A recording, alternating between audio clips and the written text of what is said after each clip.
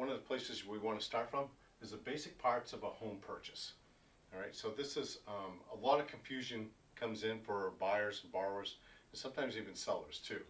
So when you're looking at a property, we already talked about pre-qualification prior to this, and pre-qual letters, so we've already talked about that. So this is how, just some of the basic breakdown to look at. So when you look at a property that you're going to purchase, that property, that seller holds title to that property. So we're going to get to that, and there's a deed involved. The deed establishes the property, ownership of the property, and it's vesting. How that deed is held is vesting. So there's a lot to do there. So a listing agent, when they get the property, they want to see who's on that deed to make sure they get the proper listing agreement, and all the people that are on the deed are selling the property. Sometimes I've seen realtors just get one seller to sign, not looking at the deed to see if all the people on the deed really want to sell that property. So before we go spend a lot of money, as a buyer, you want to make sure your realtor looks at who is on a deed and they're authorized to sign the purchase and sales contract. Okay, so that problem does pop up from time to time and show its ugly head. So you want to make sure that when the real estate purchase and sales agreement is written, that the proper person is signing that contract. Okay, if it's in a trust, who's authorized to sign that and do that. Otherwise, you're entering into a contract that's null and void because not all the people signed it properly. Okay, so that's one thing.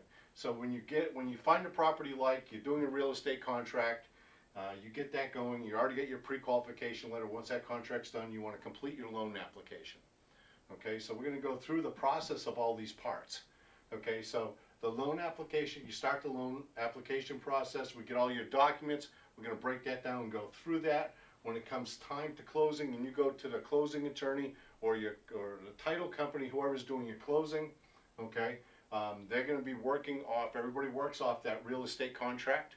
That holds a lot of documents, gives everybody their orders and what to do. So when you do that, there's three parts. So when you get to the closing table, the seller is going to give you a new deed. The title company is going to prepare a new deed. Okay, when you get that deed and you close on that property, you now have title to the property. So it's the same document.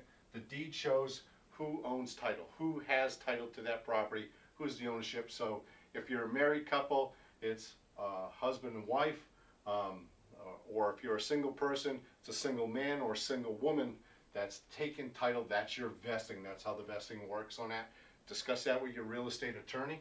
Okay, when you finish your loan application at the closing, you're going to be given a loan. The promissory note is the loan.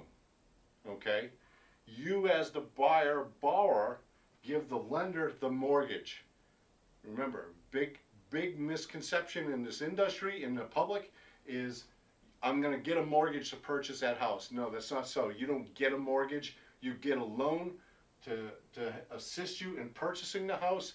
You give the lender the mortgage. The mortgage is your pledge to surrender the deed in case you default in the loan, in the promissory note. Okay, so remember, there's the three parts on the purchase for the deed. You have a deed, a promissory note, and a mortgage. To get there, you need to do a real estate contract and a loan application. The loan application takes you to these two things. The purchase and sales contract gets you to this and through that. Okay, I hope that's just a brief overlay. So you get the deed.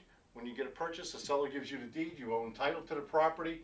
The real estate contract gets you to the property because it's what you put your offer on, and it's the conditions for you to purchase the property. It's the conditions for the seller to convey the property to you through the title company, a closing company. You start a loan application. Upon closing, you sign a promissory note, and you give the lender the mortgage.